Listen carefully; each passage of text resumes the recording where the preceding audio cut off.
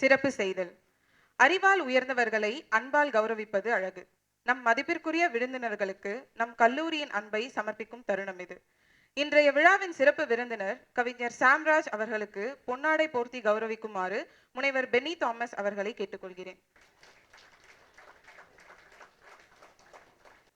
தொடர்ந்து அவருக்கு நிறைவு பரிசினை வழங்க தன்னிதி பிரிவின் துணை முதல்வர் முனைவர் ஜானட் வெனிலா அவர்களை அழைக்கிறேன்.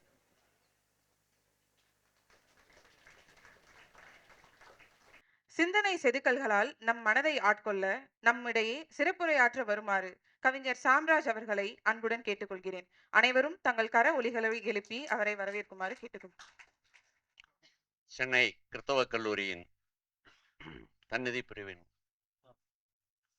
தமிழ் துறை சார்பாக முத்தமிழ் அவயத்தில் என்னை உரையாற்ற அழைத்தமைக்கு நன்றி. இந்த நிகழ்விற்கு பின்னால் இருக்கக்கூடிய எல்லா பேராசிரியர் பெருந்தகைகளுக்கும் நன்றி. என்னை பரிந்துரைத்த பேராசிரியர் சுடர்வெளிக்கு பிரத்யேக நன்றி. ஞானபுத்தனுடைய ஒரு கவிதை வரி உண்டு. எனக்கும் தமிழ்தான் மூச்சு, எனக்கும் தமிழ்தான் மூச்சு, ஆனால் அதை நான் பிறர் மேல் விடமாட்டேன் அப்படின்னு ஒரு ஞானபுத்தனுடைய ஒரு வரி இருக்கு. இந்த வரி கொஞ்சம் கொஞ்சம் விஷமமானது. இப்ப இங்க பேசும்பொழுது ஜெனட் வெண்ணிலம் பேராசிரியர் சொல்லும்போது சொன்னாங்க, தமிழ் நம்முடைய உயிர் அப்படின்னு சொல்லி. தமிழ் நம்முடைய உயிர் அப்படின்னா உண்மையாகவே அதை தமிழை நம்முடைய உயிராக மாற்றுவது எங்கனம், எப்படி மாற்றுறோம்? உண்மையிலேயே உயிரா தமிழ் மொழி, தமிழ் மொழியினுடைய பெருமை, தமிழ் மொழி நம்மளுடைய தாய், தமிழ் எங்கள் உயிருக்கு நிகர், நேர் அப்படின்லாம் பாரதிதாசனுடைய வரிகள், இப்படி நிறைய தமிழுடைய பெருமைகள்னு சொல்லி நிறைய இருக்கு. உண்மையாகவே தமிழை நேர்மறையான பொருளில் நம் மொழி குறித்து, நம் தமிழ் மொழி குறித்து நாம் பெருமிதப்பட்டு கொள்ளலாமா? எந்த எதிர்மறையும் இல்லை.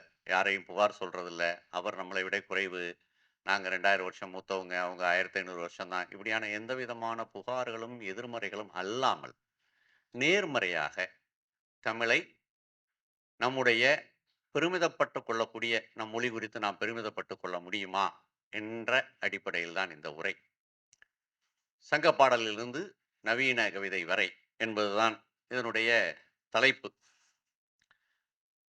ஏறக்குறைய இப்படி சொல்லலாம், ஒரு பழைய ஹாலிவுட் சினிமா இருக்கு, காட்ஸ் மஸ்ட் பி கிரேசி, அந்த படத்தினுடைய பெயர். அந்த படம் ஆப்பிரிக்க பழங்குடியினரை பற்றி, அவர்கள் இருக்கக்கூடிய அவர்களை பற்றி ஆன ஒரு படம், ஒரு நகைச்சுவை படம்னு சொல்லலாம். அந்த படத்தினுடைய முதல் காட்சி நகரத்துல காமிப்பாங்க. நகரத்துல அப்படி நகரத்தை காமிச்சிட்டே இருக்கும்போது ஒரு வாய்ஸ் ஓவர் வரும். ஜஸ்ட் 80 கிலோமீட்டர்ஸ் ஃப்ரம் ஹியர் அப்படின்னோடனே அப்படியே கேமரா பேன் பண்ணா ஆப்பிரிக்கா காட்டுக்கு போகும். கிட்டத்தட்ட மொழியில கவிஞர்கள் அப்படித்தான் இயங்கிக்கிட்டு இருக்காங்க. நகரம், ஊர் அது எங்கேயோ இயங்கிக்கிட்டு இருக்கு. கவிஞர்கள் வேறொரு பிரதேசத்தில் வேலை பார்த்து கொண்டிருக்காங்க. இந்த வேலை பார்த்துட்டு இருக்காங்கன்றது எப்படின்னா, அவங்க சத்தமில்லாம, அவங்களுக்கும் இந்த ஊருக்கும் இந்த உலகத்திற்கும் சம்பந்தம் இல்லை, அவங்க ஒரு வேறொரு உலகம். ஆனால் அந்த உலகத்தின் வழியாகத்தான், அந்த உலகத்திலிருந்து வரக்கூடிய சொற்களின் வழியாகவும், பாடலின் வழியாகவும், கவிதை வழியாகவும் தான் நாம இருக்கோம். எப்பொழுதுமே அவர்கள் கிட்டத்தட்ட இன்விசிபிள் மாதிரி எங்க இருந்தோ அவங்க வேலை பார்த்துட்டு இருப்பாங்க. ஆனா அவங்க எப்பயுமே மொழிக்கு அவங்க தான் பங்களிப்பு செலுத்திக்கிட்டு இருக்காங்க எல்லா காலகட்டத்திலையும். தமிழ் மொழியில் கூடுதலாக ஒவ்வொரு புத்தக கண்காட்சியிலும் கூடுதலாக வருவது கவிதை தொகுப்பு தான். ஆனா அதுல ரொம்ப கொஞ்சம் தொகுப்பு தான் நல்ல தொகுப்பு. மிச்சபடி பெரும்பாலான தொகுப்புகள் சுமாராத்தான் இருக்கும். ஏன்னா கவிதை ரொம்ப எளிமையா புரிஞ்சுக்கிடுவாங்க. நிறைய பேர் எளிமையா புரிஞ்சுக்கிறாங்க. தமிழ் சினிமால பிரபலமான ஒரு நகைச்சுவை துணுக்கு இருக்கு. பார்த்திபன் சொல்வார், அடடே ஒரு ஸ்வீட் ஸ்டாலே ஸ்வீட் சாப்பிடுகிறதே ஆச்சரியக்குறி, இதையெல்லாம் கவிதை அப்படின்ற மாதிரியான ஒரு இதை கேலி பண்ணுவார். அப்ப கவிதை என்பது அப்படித்தானா? அப்படி இல்லை. கவிதை என்பது மிக மிக மிக தீவிரமான ஒன்று. நம்மை உணர்வெழுச்சி கொள்ள செய்யக்கூடியது. அதற்கான ஆற்றல் உண்டு. அப்ப என்னுடைய உரையினுடைய சாரம் அதுதான். மணி இப்போ 3:50. நான் உங்களுடைய நேரத்தை மதிக்கிறேன், நீங்க என்னுடைய நேரத்தை மதிக்கணும். ஆக முடிந்தவரை கவனமாக கேளுங்க. நான் உங்களுக்கு ஏதோ ஒரு வகையில், நீங்கள் பல்வேறு துறையை சார்ந்தவர்கள் அப்படின்னு சொல்லி பேராசிரியர் சாமுவேல் சொன்னார். அப்ப நீங்க எவ்வளவு தூரம் கவிதை படிச்சிருக்கீங்க? கவிதையோட உங்களுக்கு அறிமுகம் இருக்கிறதா? அதெல்லாமே எனக்கு தெரியாது. ஆனால், நான் எனக்கு குடுக்கப்பட்டிருக்கக்கூடிய இந்த 40 நிமிடத்தில் உங்களுக்கு நான் அதை கடத்த முற்படுகிறேன். அது வெற்றியா தோல்வியான்றத நம்ம அப்புறம் பார்க்கலாம். வேற ஒரு இந்த தலைப்ப பற்றி பேசும்பொழுது இப்படி சொல்லலாம். சார்லி சாப்ளின் உங்களுக்கெல்லாம் தெரியும்னு நினைக்கிறேன். கேள்விப்பட்டிருப்பீங்க. அவருடைய ஒரு புகழ்பெற்ற சினிமா உண்டு. கிரேட் டிக்டேட்டர் அப்படின்னு. ஹிட்லரை கேலி செய்து, ஹிட்லர் இருக்கக்கூடிய காலத்திலேயே எடுக்கப்பட்ட திரைப்படம் அது. ஹிட்லர் அந்த படத்தை தடை செய்யவெல்லாம் முயன்றார். அதையெல்லாம் தாண்டி அந்த படம் வெளிவந்தது. அதுல சாப்ளின் ரொம்ப கேலியாக ஹிட்லருடைய ஒரு நாள் எப்படி இருக்கும்னு சொல்லி காமிப்பார். ஹிட்லர் ரொம்ப அவரு இவர் இல்லையா? ஜனாதிபதி, நாட்டினுடைய அதிபர். அப்ப அவருடைய ஒரு நாள் என்னவாக இருக்கும் அப்படின்னு காமிப்பார். அப்படியே எந்திரிச்ச உடனே வருவார். அவருடைய மாளிகைக்குள்ள வந்த உடனே கொஞ்ச நேரம் 10 டூ 10:10 வந்து மியூசிக் அப்படின்னோனே பியானோ எடுத்து லேசா அப்படி வாசிக்க ஆரம்பிப்பார். முடிஞ்சுச்சு. அந்த 10 நிமிஷம் முடிஞ்சுச்சு. உடனே தரதரன்னு ஓடுவார். ஓடுனா அங்க ஒரு சிற்பி இவரை செதுக்கணும். அவர் அப்படியே தூங்கி உட்கார்ந்திருப்பார். அப்படியே இவர் வந்தோனே எடுத்து சுத்தியல எடுத்து 2 தட்டு தான் தட்டுவார். அதுக்குள்ள அந்த 10 நிமிஷம் முடிஞ்சுச்சு. அடுத்து நேர ரொமான்ஸ். அங்க ஒரு பொண்ணு இருப்பாங்க. அந்த பொண்ண எடுத்து அப்படி சுத்துவார். முடிஞ்சுச்சு 10 நிமிஷம். அப்படியே ஒரு நாள் பூரா ஓடிட்டு இருப்பார். அவ்வளோ பிஸி அப்படின்றத ரொம்ப கேலியாக சாப்ளின் காமிப்பார். இந்த உரை கிட்டத்தட்ட அந்த படத்தில் ஹிட்லர் ஓடுவதைப் போலதான். இவ்வளோ பெரிய ஒரு பெரிய 2000 வருடம் பாரம்பரியம் கொண்ட நம் தமிழ் மொழியில் அங்க நான் வந்து தமிழ் இலக்கியம் படித்தவன் அல்ல. நான் படித்த என்ட்ட கூட கேட்டாங்க. எங்க நீங்க படிச்சீங்க அப்படின்னு கேட்கும்போது, நான் படிச்சதெல்லாம் கல்லூரிக்கு வெளியில. கவிதைகளும், இலக்கியத்தின் வழியாகத்தான் சாம்ராஜ் இப்ப உங்க முன்னாடி வந்து நிக்கிறேன் ஒழிய, பள்ளியும், கல்லூரியிலும் படித்தது அல்ல. அப்ப இந்த 2000 வருட தமிழ் மொழியினுடைய இந்த வனப்பை சாத்தியப்பட்ட அளவில் அங்கன்னு ஒரு தவ்வி சொல்லிட்டு போறதுதான் இந்த உரையினுடைய சாரம்னு நம்ம வச்சுக்கலாம். மொழி மொழி நம் உயிர், மொழி நம் எல்லாவற்றுக்கும் மேல், மொழி தெய்வம் அப்படின்னு நிறைய நம்ம கேட்கிறோம். உண்மையாவே நம்ம மொழி என்ன? மொழி என்றால் என்ன அப்படின்னா, மொழியில்தான் நம்மளுடைய சகலமும் இருக்கின்றன. நீங்க, நானு, நேற்று 1000 வருஷத்துக்கு முன்னாடி இருந்தவரு, அந்த 1000 வருஷத்துக்கு முன்னாடி இருந்தவங்க யாராக இருந்தாலும், அவர்களுடைய அழுகை, கண்ணீர், வரலாறு, நம்முடைய தொன்மம், தெய்வம், தெய்வத்தின் மீதான பாடல்கள், நம்பிக்கை எல்லாவற்றையும் நம்ம மொழியில தான் வச்சிருக்கோம். மொழி வழியா தான் தெரிஞ்சுக்கிறோம். ஒரு ஆ ஒரு 1000 வருஷத்துக்கு முன்னாடி என்னவா இருந்துச்சுன்னா, சிலப்பதிகாரம் படிச்சீங்கன்னா, சிலப்பதிகாரத்தின் வழியா உங்களுக்கு தெரியும். வேற என்ன இருக்கும்? மிச்சதெல்லாம் வந்து சிதைஞ்சு போயிரும். அரண்மனைகள் இருக்காது, மன்னர்கள் இருக்க மாட்டாங்க. அது எதுவுமே இருக்காது. ஆனால் இப்ப பொன்னியின் செல்வன் படம் எடுக்கும்போது அவங்கள்ட்ட இருக்கக்கூடிய அவங்க மிச்சது எல்லாத்தையும் கோட்டைகளையும் எல்லாவற்றையும் மறுபடியும் உருவாக்கணும். ஆனால் அந்த காலகட்டத்தில் கூடிய பாடல் அப்படியே இருக்கு. அது அப்படியே தான் இருக்கு. நம்மளுடைய எல்லா உணர்ச்சிகளுமே, நம்மளுடைய சகல உணர்ச்சிகளும் மொழிக்குள்ள தான் வச்சிருக்கோம் நம்ம. மொழி வழியா தான் சேகரிக்கப்படுது. இங்க கிறிஸ்தவ மாணவர்கள் நிச்சயமாக இருப்பீங்க. நோவா கப்பல் ஒண்ணு அப்படின்னு சொல்லி விவிலியத்துல வரும். கடவுள் இந்த உலகத்தை அழிக்க பொறுப்படும் பொழுது நோவா கப்பல்னு ஒண்ணு உருவாக்கி, அதில் வகைமைக்கு 2ஆக ஒவ்வொரு ஜோடியாக ஏற்றி, அதை கொண்டு போகச் சொல்லி சொல்வார். கடைசியா வெள்ளம் அடிந்த பின்னாடி புறா வெளியில போயிட்டு வரும். அப்படி ஒரு கதை உண்டு. மொழி என்பது ஒரு கலாச்சாரத்தின் நோவா கப்பல். அதில்தான் சகலமும் இருக்கிறது. நம்மை நாம் கண்டறிய வேண்டுமென்றால், நாம் என்னவாக இருந்தோம் என்று அறிய வேண்டுமென்றால், நம் மொழியின் வழியாகத்தான் நாம் அறிய முடியும். ஒரு வகையில் இன்னொரு உதாரணமா சொன்னா, மொழி என்பது ஒரு ஆறைப் போல. காவேரியில ஒருத்தர் திருச்சியில நிக்கிறார்ன்னா, அந்த ஆறு எங்க தொடங்குது? தலைக்காவேரியில கர்நாடகத்துல தொடங்கி, மயிலாடுதுறை பக்கத்துல போய் ஒரு இடத்துல முடியுது. அப்போ இந்த ஆறு என்பது இவ்வளவு கிலோமீட்டர் வருதுன்னா, அப்ப அது எப்படி வருதுன்றத தெரிந்து கொள்வது எப்படியோ, அப்படித்தான் ஒருவர் தன்னுடைய மொழியினுடைய வரலாறை தெரிந்து கொள்ளணும். தெரிந்து கொள்ளணும்னா ஏன் தெரிஞ்சுக்கிறோம்? ஏன் மொழிய ஒருத்தர் தெரிஞ்சுக்கிறாம இருக்கலாம். அதைப் பற்றி ஒண்ணும் எனக்கு பெரிய அக்கறையெல்லாம் கிடையாது. அப்படிலாம் இருக்கவங்க, சொல்றவங்கலாம் இருக்காங்க. இப்ப நெறைய மொழி குறித்தான ஒரு இந்த ஜென்சி அப்படின்றத விட, தமிழ்ல அவங்களுக்கு ஒரு நல்ல சொல் இருக்கு. நாங்கெல்லாம் சேர்த்து தான் கண்டுபிடிச்சது. ஊமா பிபி அப்படின்னு நாங்க சுருக்கமாக சொல்லுவோம். அது என்ன ஊமா பிபின்னா, உலகமயமாக்கலுக்கு பின் பிறந்தவர்கள். இந்த உலகமயமாக்கலுக்கு பின் பிறந்தவர்கள்ட்ட தமிழ் மொழியே வேண்டியதில்ல. ஒரு லாங்குவேஜ் ஒண்ணு நான் இப்ப பார்த்தேன். இந்த ஜென்சி என்ற ஊமா பிபிஎஸ். அதுல வந்து முழுக்கவே தமிழ் மொழியெல்லாம் கிடையாது. ஏதோ சும்மா ஒ சப் சா ஒரு ஒலி அப்படியே தான் பேசுறாங்க. அவ்வளோதான். அதுல அவங்களுக்கு ஏதோ புரிஞ்சிருச்சுன்றாங்க. ஆனா கிட்டத்தட்ட அவங்க பேசுறதுன்றது என்னன்னா, இப்ப சமீபத்தில தான் ஜான் கோடர்ட்ன்னு சொல்லி ஒரு மனித குரங்கை குறித்து ஆய்வு செய்த மிக முக்கியமான ஒரு விஞ்ஞானி இறந்து போனாங்க. ஒரு 3 மாதம் இல்ல 6 மாதம் இருக்கும்.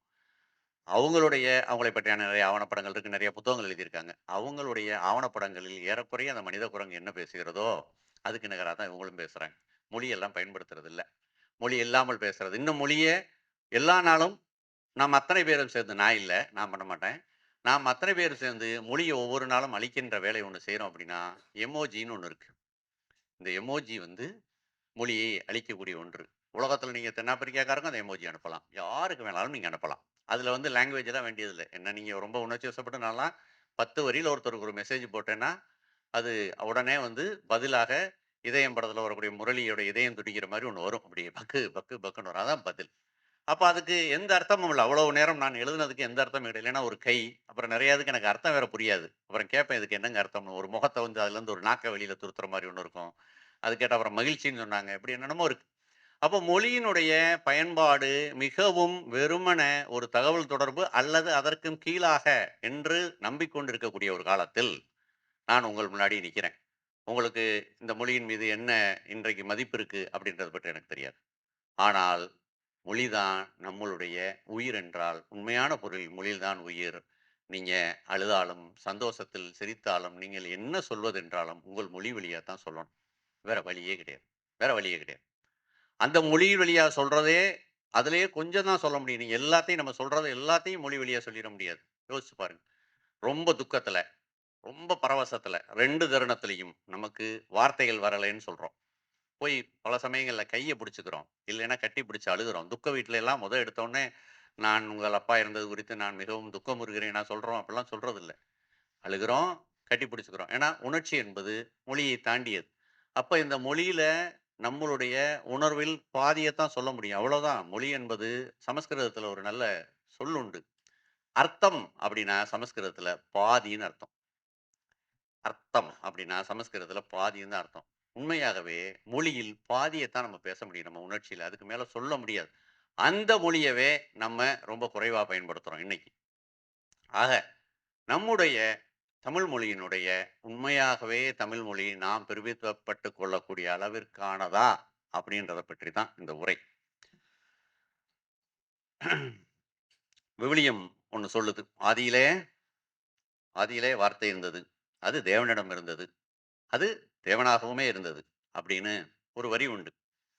இன்னும் வேற மாரி சொன்னோம்னா, ஃப்ரெடரிக் ஏங்கல்ஸ்ன்னு ஒரு மார்க்சிய ஆசான். அவர் ஒரு வரி சொல்வார். "ஏடறிந்த வரலாறு அனைத்தும் வர்க்க போராட்டத்தின் வரலாறே." கொஞ்சம் உங்களுக்கு கேட்கறதுக்கு புதுசா இருக்கலாம் அந்த வார்த்தையெல்லாம். எதெல்லாம் ஏட்டில் ஏறியதோ, அது எல்லாமே வர்க்க போராட்டத்தின் வரலாறுன்னு சொல்லி ஒரு வரி உண்டு. அதாவது இந்த உலகத்துல எப்ப புத்தகம் மாரி ஒண்ணு பப்ளிஷ் ஆகுதோ, அல்லது ஏடுகள்ல எழுதத் தொடங்குறோமோ, அது எல்லாமே ஒரு கிளாஸினுடைய ரெப்ரசன்டேஷன் தான். ஒரு கிளாஸினுடைய பிரதிநிதித்துவப்படுத்தி எழுதக்கூடியது தான் அப்படின்னு சொல்லுவாரு. அது உண்மைதான். சங்க காலத்துல வந்து இந்த புறநானூறு, அகநானூறை தாண்டி வேற வாழ்க்கை இருந்துச்சுன்னா, வேற வாழ்க்கை இருந்திருக்கும். ஆனா அந்த பாடல்கள்ல தேர்ந்தெடுக்கப்பட்டது மட்டும் தான் அந்த பாடல்கள்ல வருது. அப்ப ஏடறிந்த வரலாறு அனைத்தும் வர்க்க போராட்டத்தின் வரலாறே. ஆமா, ஒரு வர்க்கத்தினுடையது தான். அதுல ஒண்ணும் மாற்று கருத்து கிடையாது. ஆனால் அந்த ஏடறிந்த வரலாறின் வழியாக நம்ம வரலாற கொஞ்சம் தெரிஞ்சுக்கிற முடியும். வேற எதன் வழியா நம்ம தெரிஞ்சுக்கிற முடியும்? நம்மளுடைய கடந்த காலத்தை வேற எதன் வழியாகவும் நம்ம தெரிஞ்சுக்கவே முடியாது. எல்லாமே மொழிக்குள்ள தான் இருக்கு. அப்ப அந்த அடிப்படையில் நாம் இந்த உரையை நான் வடிவமைச்சிருக்கேன். மொத்தமா அங்கங்க எனக்கு இது எல்லாமே என்னுடைய ரசனையின்பால் எனக்கு பிடித்த பாடல்கள். என்னை ஒரு தமிழனாக நான் மிகவும் பெருமிதப்பட்டுக் கொள்ளக்கூடிய அளவில், இவ்வளவெல்லாம் என்னுடைய மொழியில இருக்கு. என் அப்பா அல்லது தாத்தா மலையாளத்தில வைக்கம் முகமது பஷீர்ன்னு ஒரு எழுத்தாளர், புகழ்பெற்ற எழுத்தாளர். அவருடைய ஒரு கதையினுடைய தலைப்பு, "எங்கள் தாத்தாவிடம் ஒரு யானை இருந்ததுன்னு" ஒரு கதை தலைப்பு. உண்மையாவே நம்ம தாத்தாக்களிடம் அல்லது நம்ம முன்னோர்களிடம் ஒரு யானை இல்ல. 1000 யானை இருந்துச்சு. வாரணம் 1000ன்னு ரொம்ப தாராளமா அறிவிக்கலாம். அவ்வளவு பெருமிதப்பட்டுக் கொள்ளக்கூடிய அளவிற்கு நம்மட்ட மொழி சார்ந்த செல்வங்கள் இருக்கு. அவ்வளோ ஒரு விஷயம் இருக்கு. அதுல நான் எனக்கு நான் ரசித்தவைகளில் அங்கங்க பார்த்தத, அது எல்லாத்தையும் மொத்தமா இந்த இந்த உரைய ஒரு முறையா நான் பேசணும்னு சொன்னா ஒரு 3 மணி நேரம் வேண்டியிருக்கும் நிச்சயமா. அதுக்கு உங்களுக்கு நேரம் இல்ல, எனக்கும் நேரம் இல்ல. அப்ப இந்த 45 நிமிடத்துக்குள்ள நான் ரசித்தது, என்னுடைய ரசனை சார்ந்து நான் ரசித்ததை மாத்திரம் நான் உங்கட்ட சொல்ல விரும்புறேன். குறுந்தொகையில ஒரு பாட்டு இருக்கு. திப்பு தேளார் எழுதின திணை குறிஞ்சி. அந்த பாடல் என்னன்னா, செங்களம் படகொன்று அவுணர் தெய்த்த செங்கோல் அம்பில் செங்கோட்டு யானை கழல் தொடி சேயை குன்றம் குருது குருதிப்பூவின் கொலைகாந்தட்டே. உங்களுக்கு இப்ப இந்த பாடல் புரியாத நிலையில இருக்கலாம். இந்த பாடலினுடைய ஒரு சாதாரண இந்த தமிழ்ல நம்மளுடைய தமிழ்ல இதை சொன்னோம்னா, சிவந்த போர்க்களத்தில் கொன்று வீழ்த்தப்பட்ட சிவந்த போர்க்களத்தில் கொன்று வீழ்த்தப்பட்ட அசுரர்களின் உதிரம் தோய்ந்த சிவந்த அம்பும் சிவந்த போர்க்களத்தில் கொன்று வீழ்த்தப்பட்ட அசுரர்களின் உதிரம் தோய்ந்து சிவந்த அம்பும் இரத்தத்தால் சிவந்த தந்தங்கள் உள்ள யானையும் செங்கலல் அணிந்த கால்களும் கொண்ட செவ்வேல் குன்று குருதி நிற மலர்களால் நிரம்பியது. இதுதான் அந்த பாடலுடைய சொல்லக்கூடிய கருத்து. ஒரு இடத்துல யுத்தம், அங்க வந்து எங்க பார்த்தாலும் சிகப்பு சிகப்பு சிகப்பு, சிவந்த அம்பு, யானையோட தந்தத்துல வந்து சிகப்பு, அப்புறம் அது ரத்தத்துல நடந்து போனதெல்லாம் அந்த இடமெல்லாம் சிகப்பு. கிட்டத்தட்ட அந்த மலையில இருக்கக்கூடிய ஒரே மலர்கள்லாம் பார்க்கும்போது எல்லாமே சிகப்பாக தோன்றுகிறது. இப்படி ஒரு பாட்டு இன்றையிலிருந்து ஒரு 2000 வருஷத்துக்கு முன்னாடி எழுதப்பட்டது. ஒரு ஜப்பானிய ஹைக்கூ ஒன்று இருக்கு. நாற்று நடும் பெண்கள், நாற்று நடும் பெண்கள், எங்கும் பாடல், எங்கும் பாடல். நாற்று நடும் பெண்கள், நாற்று நடும் பெண்கள், நாற்று நடும் பெண்கள் எங்கும் சேரு அவர்கள் பாடல்களை தவிர அப்படின்னு ஒரு வரி இருக்கு. நாற்று நடும் பெண்கள் எங்கும் சேரு அவர்கள் பாடல்களை தவிர பாட்டு பாடிட்டு இருக்காங்க. எங்க பார்த்தாலும் வேலை பார்க்கும்போது வயக்காட்டுல சேரு தான் இருக்கும். அந்த சேரு படியாத ஒன்றே ஒன்று எதுன்னா, அவங்க பாட்டுல மட்டும்தான் படியல. மிச்சபடி எல்லா இடத்துலயும் இருக்கு. ஏறக்குறைய இதை நமக்கு நினைவு கூட்டக்கூடிய அந்த நான் சொல்லக்கூடிய கவிதை சமீப காலத்தில் ஒரு 100 வருஷத்துக்கு முன்னாடி எழுதப்பட்டது. அப்ப ஒரு யுத்தத்தின் கொடூரத்தை பற்றி, யுத்தம் ஒன்றும் நமக்கு ரொம்ப அந்நியமான ஒன்றெல்லாம் கிடையாது. நம்ம வந்து யுத்தத்தின் ஊடாகவே தான் வாழ்ந்துட்டு இருக்கோம். உக்ரைனுக்கும் ரஷ்யாவுக்கும் சண்டை, இஸ்ரேலுக்கும் பாலஸ்தீனத்துக்கும் சண்டை, இப்ப ஈராக்குக்கும் அமெரிக்காவுக்கும் சண்டைன்ற டெய்லி வந்து இப்ப இப்ப இங்க விருந்தினர் ரயில்ல உட்காந்துருக்கும்போது நியூஸ்ல வந்து அப்படியே ஓடிட்டே இருக்கு. நடந்துட்டே இருக்கு. இஸ்ரேல் மீது தாக்குதல் நடத்துனாங்க, பண்ணாங்க அப்படின்னு பார்த்துருக்கோம். அப்ப யுத்தத்தின் ஊடாகத்தான் நம்மளுடைய வாழ்க்கை இருந்துட்டே இருக்கு. ஆனால் இந்த யுத்தம் என்பது எல்லா காலகட்டத்திலும் ஒரு பழைய தமிழ்ல கலைநேச பிரபுவினுடைய ஒரு கவிதை உண்டு. எல்லா தேர்தல்களிலும் மக்கள் தான் தோற்று போகிறார்கள்னு ஒரு கவிதை உண்டு. அது மாதிரி எல்லா யுத்தத்திலும் கொல்லப்படுகின்றவர்கள் சாதாரண மக்கள் தான், வேற யாரும் கிடையாது. நம்ம ஒரு எந்த நாட்டிலையும் இதுவரைக்கும் ஒரு அவங்க கண்டுபிடித்திருக்கக்கூடிய ஏவுகணை வந்து பிரத்யேகமாக எதிரிகள் படைகளை மாத்திரம் தாக்கிட்டு வர மாதிரியான ஒரு ஏவுகணை இந்த உலகத்துல யாரும் கண்டுபிடிக்கல. இந்த யுத்தம் தொடங்கின முதல் நாள், ஈராக்குக்கும் அமெரிக்காவுக்குமான யுத்தம் தொடங்கிய முதல் நாள், ஈராக்கில் இருக்கக்கூடிய ஒரு பள்ளியின் மீது ஏவுகணை வீசப்பட்டு அங்க இருக்கக்கூடிய 80 மாணவிகள் இறந்து போனாங்க. இவங்களுக்கும் இந்த யுத்தத்துக்கும் ஏதாவது சம்பந்தம் இருக்கா? எந்த சம்பந்தமும் கிடையாது. ஆக வரலாறு நெடுக யுத்தம் எங்கெல்லாம் நடந்ததோ அங்கெல்லாம் அப்பாவிகள் கொல்லப்பட்டார்கள். அப்பாவிகள் தான் கொல்லப்படுவார்கள். உங்களுக்கு சந்தேகம் இருந்தா இங்கிருந்து பக்கத்துல கூடிய பாண்டிச்சேரியை சேர்ந்த ஆனந்தரங்கம் பிள்ளைன்னு ஒரு துபாஷ், அவர் 1735லேருந்து 1761 வரைக்கும் அவருடைய அன்றாடங்களை ஒரு நாட்குறிப்பா எழுதியிருப்பார். அதுல ஒரு சண்டை நடக்குதுன்னா, பிரெஞ்சுக்கும் பிரிட்டிஷுக்கும் சண்டை நடக்கும். ஒரு சண்டை நடக்கும் பொழுது என்னெல்லாம் நடக்கணும், வந்தவாசி யுத்தத்தை பற்றி எழுதியிருப்பார். வந்தவாசியை நம்ம சின்ன ஊர் நினைச்சுக்கிட்டோம். அந்த வந்தவாசியில ஒரு சண்டை நடக்கும், முக்கியமான சண்டை. ஒரு ஊர்ல சண்டை நடக்க போதுன்னா முதல்ல போய் அந்த நாட்டோடைய படையை அறிவிச்சிருவாங்க. அந்த ஊர்ல இருந்து யாரும் வெளியிலே போகக்கூடாது. எல்லாரும் ஊர்ல தான் இருக்கணும். ஏன்னா சண்டைக்கு ஆள் வேணும். அப்புறம் ஒரு சண்டை நடக்கும்போது அங்க வந்து அவங்க மொத்த படை வீரர்களும் தங்கும் பொழுது அவர்களுக்கான உணவு, அந்த உணவுக்கு அங்க இருக்கக்கூடிய மக்களை துன்புறுத்துவாங்க. எல்லா விஷயமும் நடக்கும். ஒரு யுத்தம் என்றால் அது சாதாரண மக்களுக்கு மாபெரும் துயரம். டோமி ஜாபோவாட்டில்னு ஒரு அதிகம் எழுதாதவர். அவருடைய ஒரு ஒரு 4 வரி உண்டு. அந்த வரியின் மீது எனக்கு பெரிய மதிப்பு. யுத்தத்தை பற்றியான ஒரு வரி தான், கவிதை தான். பேரரசின் எல்லைக் கோடுகள், பேரரசின் எல்லைக் கோடுகள் பென்சிலால் வரையப்பட்டவை அன்று அப்படின்னு ஒரு கவிதை உண்டு. நம்ம மேப் இப்போல்லாம் பள்ளிக்கூடத்துல எல்லாம் மேப்பெல்லாம் இல்லை, காலேஜ் ஸ்கூல்ல எல்லாம் இப்போ மேப்பில் முன்னாடி மேப்பெல்லாம் வரையணும். அந்த மேப்பில் பென்சிலில் தான் அதை மார்க் பண்ணணும், எது அதனுடைய பார்டர் அப்படின்னு. ஆனால் வரலாற்றில் நிஜத்தில் இந்த எல்லைக்கோடுகள் எதுவுமே பென்சிலால் வரையப்பட்டவை கிடையாது. எல்லாமே ரத்தத்தின் வழியாக வரையப்பட்டவை தான். இதான் வந்து வரலாறு. அப்ப இந்த யுத்தத்தினுடைய கொடூரத்தை பற்றி தான் இந்த திப்பு தோழாரனுடைய இந்த பாடல் சொல்லுது. ரத்தம் ரத்தம் ரத்தம்னா எல்லா இடத்துலயும் ரத்தம். அதனுடைய கடைசி வரி இருக்கு இல்லையா? எங்க அந்த மலையே எனக்கு அப்படியே ரத்தத்துல தோய்ந்த மாதிரி இருக்கு அப்படின்றப்ப அந்த இமேஜ் தான் பயங்கரமான இமேஜ். அப்படிப்பட்டது தான் ரத்தம். அப்ப இந்த பிரிட்டிஷ் ஆவண காப்பகத்த பத்தி சொல்லும்போது சொல்லுவாங்க. பிரிட்டிஷ் ஆவண காப்பகம், பிரிட்டிஷ் மியூசியத்த பத்தி சொல்லுவாங்க. இவரெல்லாம் சசி தரூர்லாம் சொல்லுவார். இந்திய பாராளுமன்ற உறுப்பினர் சொல்லுவார். பிரிட்டிஷ் மியூசியம் என்பது it was a looted one அப்படின்னு அவர் சொல்லுவார். மொத்தமாவே கொள்ளையடிக்கப்பட்டது. உலகத்துல இருக்கக்கூடிய பல்வேறு நாடுகள்லேருந்து கொள்ளையடிக்கப்பட்டு அப்படியே கொண்டு வந்து அங்க வச்சிருப்பாங்க. நீங்க பிரிட்டிஷ் மியூசியம் யாராவது போயிருந்தீங்கன்னா, பிரமிட் அப்படியே இருக்கும். உள்ள அப்படியே பிரமிட் செட்டப்பே இருக்கு. அப்படியே எடுத்து கொண்டு வந்து எகிப்திலேருந்து கொண்டு வந்து வச்சிருக்காங்க.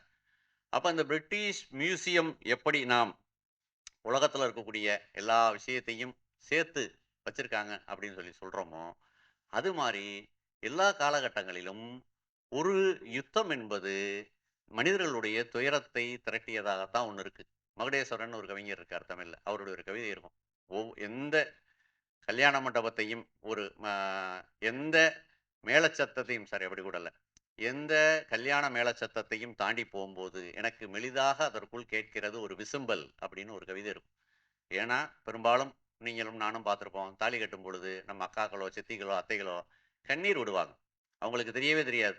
ஏன்னா, அவங்களுக்கு அது ஒரு பெரிய பயமா இருக்கு. இனிமேல் என்ன நடக்க போதோ நம்ம வாழ்க்கையில அப்படின்ற பெரிய பயம் இருக்கும். அது மாரி இந்த யுத்தம் என்பது எல்லா காலகட்டத்திலயும் கண்ணீர் தோய்ந்தது ஒன்றாக இருக்கு. அந்த கண்ணீர் என்பது சாதாரணர்களுடைய கண்ணீராகத்தான் இருக்கு. அப்ப இந்த இந்த இதை நம்ம இன்னைக்கு நான் இதெல்லாமே இன்னைக்கு இருக்கக்கூடிய கவிதையில வச்சு சொல்றேன். இது எல்லாவற்றையும் சேர்த்து சொல்லக்கூடிய ஒன்றாக, எல்லாவற்றினுடைய அந்த கொடூரத்தையும் சொல்லக்கூடியதாக அந்த ஒரு 6 வரி சங்க பாடல் இருக்கு. அடுத்த ஒரு பாடல் இருக்கு. "களஞ்சை கோவே களஞ்சை கோவே அச்சுடை சாகாடு ஆரம் பொருந்திய சிறுவெண் பள்ளி போல தன்னோடு கரம்பல வந்த எமக்கும் அருளி வியன்மலர் அகன்பொழில் ஈமத்தாளி அகலிதாக வளையுமோ நனைத்தலை மூதூர் களஞ்சை கோவை." இது புறநானூறுல 286 திணை பொதுவியல்ல வரக்கூடிய பாடல். இந்த பாடலுடைய எளிய தமிழ் அந்த பாடலை நம்ம பார்த்தோம்னா, தாலி செய்பவனே, தாலினா முதுமக்கள் தாலின்னு சொல்லக்கூடிய அந்த காலத்துல இறந்த பிறகு மனிதர்களை உள்ள வச்சு புதைக்கக்கூடிய அந்த தாலி. தாலி செய்பவனே, தாலி செய்பவனே, தருமம் நிறைந்த ஊரில் தாலி செய்பவனே, அச்சில் சுழலும் வண்டி சக்கரத்தில். இந்த உதாரணம் தான் ரொம்ப முக்கியம். இந்த இந்த உதாரணம் முக்கியம்னா நம்ம மொழி எவ்வளவு உயர்வானது அப்படின்னா, இந்த இந்த வரியின் வழியாகலாம் நம்ம அப்படி நினைக்கலாம். அச்சில் சுழலும் வண்டி சக்கரத்தில் ஒட்டி இருக்கும் சிறு வெளிரிய பள்ளி போல இவனுடன் பலவிதமான பாதைகளை தாண்டி வந்த என்னிடமும் கனிவு காட்டுவாயாக. மலர் நிரப்பி மண்ணில் இறக்கப்படும் உறுதியான பெரிய தாலியை இன்னும் பெரிதாக வளைவாயாக. ஒரு கணவர் இறந்துட்டார். இறந்த பிறகு அவங்களுடைய மனைவி சொல்றாங்க. அதுதான் அதனுடைய சாரம். நான் வந்து இவனோட எப்படி இருந்திருக்கேன் அப்படின்னா, ஒரு தேர் போகும்போது அந்த தேரோடைய சக்கரத்துல ஒரு பள்ளி ஒட்டி இருந்துச்சுன்னா, அந்த பள்ளிக்கு ஒண்ணும் முடிவெல்லாம் கிடையாது. எங்கெல்லாம் தேர் சக்கரம் போதோ அங்கெல்லாம் போகும். மிச்சபடி அதனுடைய தீர்மானங்கள் எதுவுமே கிடையாது. அப்படிப்பட்ட ஒரு நபரா தான் நான் இந்த வாழ்க்கையில இருந்திருக்கேன். இப்ப அவன் இல்ல. அதனால அவனை வந்து முதுமக்கள் தாழியில வைப்பதற்காக நீங்க செய்யக்கூடிய அந்த முதுமக்கள் தாலிய இன்னும் கொஞ்சம் பெருசாக செய்து 2 பேரும் சேர்த்து உள்ள புதைக்கிற மாரி ஒண்ணு செய் அப்படின்னு கேட்கறாங்க. இதான் அந்த பாடல். ஒரு இந்த பாடல பொறுத்தவரைக்கும் பெண்கள் குறிப்பாக அல்லது வாழ்க்கையில் எந்த முடிவும் எடுக்கத் தெரியாதவர்கள், சுயம் இல்லாதவர்கள், எப்பொழுதுமே பிறரை சார்ந்து வாழ்கின்றவர்கள் எல்லோருக்குமே இந்த துயரம் வாழ்க்கையில இருக்கு. எந்த மாரின்னா, ஏறக்குறைய அவங்க எல்லாருமே சக்கரத்துல ஒட்டியிருக்கக்கூடிய பள்ளி தான். திடீர்னு ஒரு நாள் அவர்களை வாழ்க்கை கொண்டு போய் ரொம்ப குரூரமாக எதார்த்தத்துக்குள்ள தள்ளிவிடும். "நீ மட்டும் தான் இனிமேல் இந்த வாழ்க்கைய வாழணும்" அப்படின்னு தள்ளிவிடும். விதவிதமா நடக்கும். இத வந்து யாரும் செத்து போணும்லாம் கிடையாது. எனக்கு இந்த இந்த இந்த அனுபவம், இந்த கவிதை எனக்கு தனிப்பட்ட முறையில எப்படி எனக்கு ரொம்ப நெருக்கமா இருக்குதுன்னா, என்னுடைய ஒரு 20 வயதில எனக்கு நடந்துச்சு. எப்படி நடந்துச்சு? எனக்கு ஒரு ஆசிரியர் இருந்தார். அவர் தான் எனக்கு எல்லாமே வழிகாட்டக்கூடிய எனக்கு இந்த இப்ப என்னைய பற்றி அறிமுகப்படுத்தினத சொல்லக்கூடிய இடதுசாரி கருத்தியல், கருப்பு வெள்ளை சினிமா, கவிதை இதெல்லாம் எனக்கு அறிமுகப்படுத்தியவர் என்னுடைய ஆசிரியர். அவர் என்னுடைய 22வது வயதில எனக்கும் அவருக்கும் ஒரு முரண் வருது. விட்டுர்றார். என்னை கைவிட்டுர்றார்.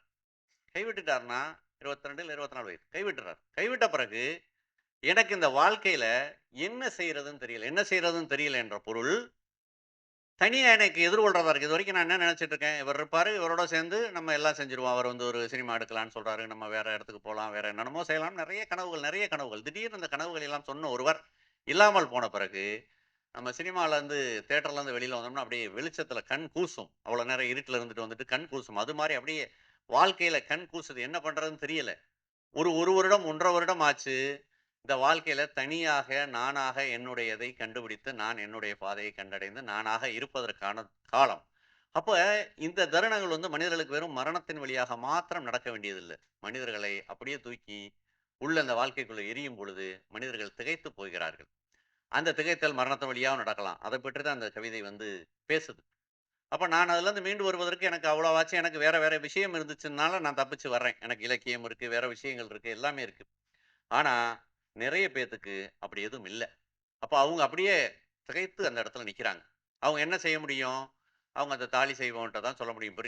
இன்னும் பெருசா அந்த பாத்திரத்த இத செய்யி, நானும் சேர்ந்து உள்ள இறங்கிறேன்னு. நெறைய பேருக்கு இந்த வாழ்க்கையில நீங்க பார்த்திருக்க முடியும். நெறைய பேருக்கு அவங்களுக்கு அவங்களுடைய அவங்களுடைய கணவரோ, அல்லது வேற யாரையோ சார்ந்து இருக்கவங்கள தாண்டி ஒண்ணுமே தெரியாது. நான் ரொம்ப இல்ல. கொஞ்ச நாளைக்கு முன்னாடி ஒரு பெரிய ஓட்டப்பந்தய வீராங்கனைய பார்க்கறதுக்கு போனேன். முன்னாடி அவங்க பெரிய ஓட்டப்பந்தய வீராங்கனை. அவங்கள தேடி போம்போது, அவங்க தேசிய விருதெல்லாம் இதுலலாம் போய் வாங்குனவங்க. ஒலிம்பிக்ல எல்லாம் போய் வாங்குனவங்க. ஒலிம்பிக் இல்ல, ஏசியாட்ல எல்லாம் வாங்குனவங்க. அவங்க வீட்டுக்கு போய் பார்க்கும்பொழுது, அவங்க பேரே போர்ட்ல கிடையவே கிடையாது.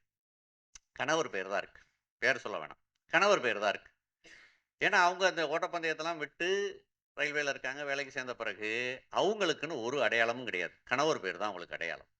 அப்ப நீங்க மனிதர்களுக்கு வரக்கூடிய இந்த நெருக்கடிகள் இருக்குல்ல, இந்த உலகத்தை எப்படி நாம் எதிர்கொள்வதுன்ற நெருக்கடியை, இதைவிட அவங்க அவ்வளோ ரொம்ப அழகா அத சொல்றாங்க. அந்த சக்கரத்தில் ஒட்டியிருக்கக்கூடிய பள்ளிக்கு என்ன முடிவு இருக்க முடியும்? ஒரு முடிவு இருக்காது. எங்கெல்லாம் தேர் போகுதோ, அங்கெல்லாம் போகும்.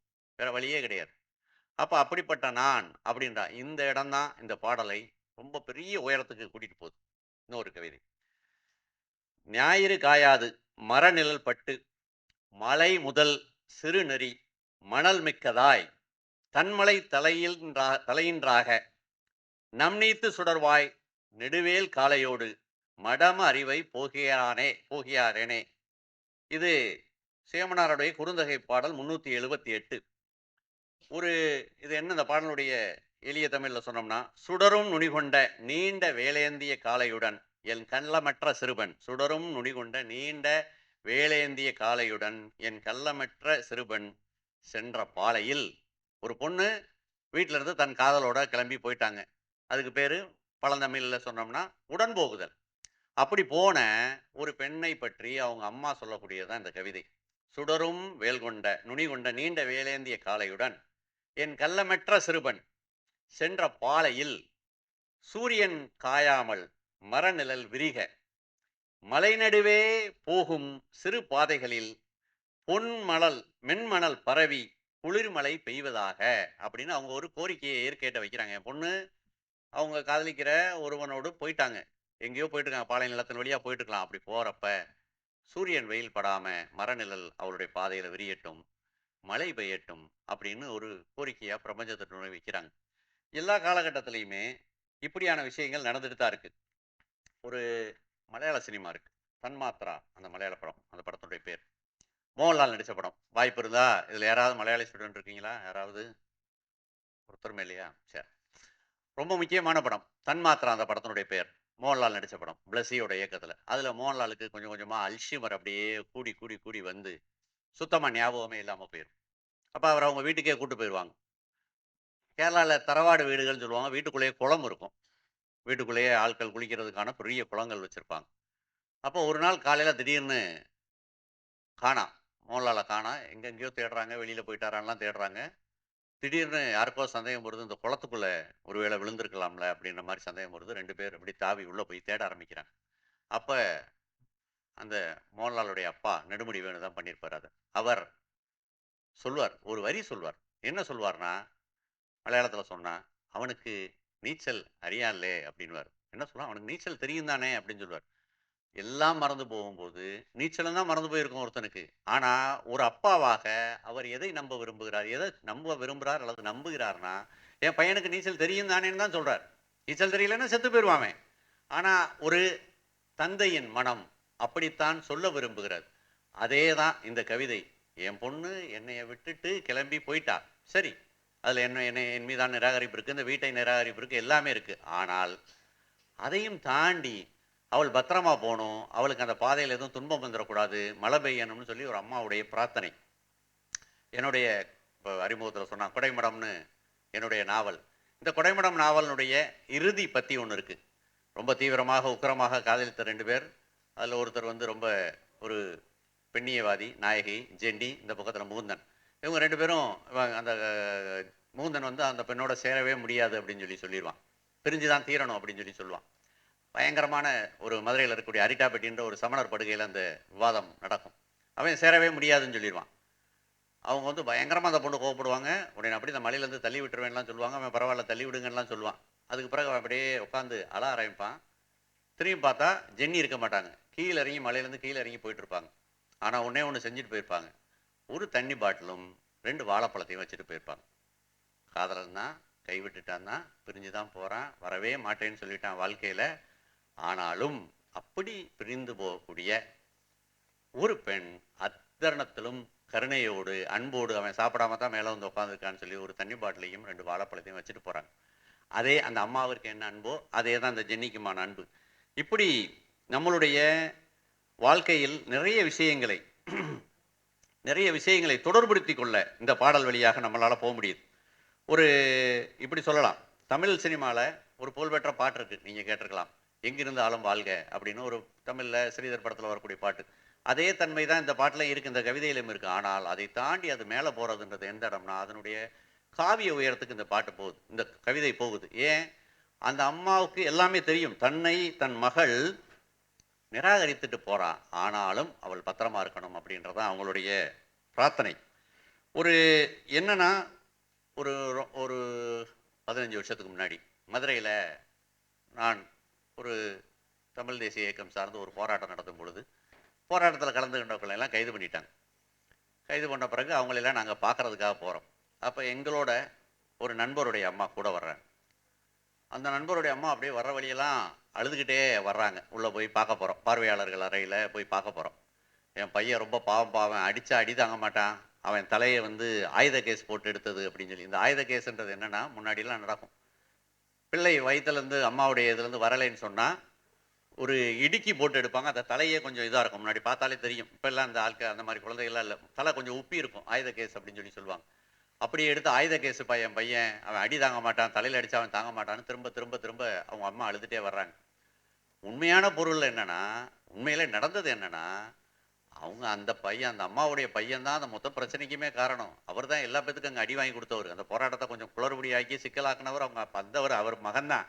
ஆனால் அந்த மகன் தொடர்ந்து அந்த அம்மா தொடர்ந்து அழுதுகிட்டே வர்றாங்க. ஐயோ என் பையன் பாவன்னு ஒருத்தர் கடுமையாக, ஏய் சும்மாருமா, உன் பையன் தான் அங்கே எல்லாம் பண்ணது அப்படின்னு சொல்கிறான். ஆனால் அந்த அம்மாவுடைய மனம் அதையெல்லாம் கேட்க தயாராகவே இல்லை. தான் பையன் பத்திரமா இருக்கணும் அப்படின்றத பற்றி மட்டும்தான் அந்த அம்மாவுடைய மனம் வந்து யோசிக்குது. அந்த அம்மாவிற்கும் இந்த சங்க காலத்தில் இருக்கக்கூடிய அம்மாவிற்கும் எந்த விதமான வேறுபாடும் கிடையாது. 2000 வருஷமாக ஒரே அன்னையர் தான் நமக்கு தொடர்ந்து வந்துட்டு இருக்காங்க, ஒரே அன்னையர் தான்.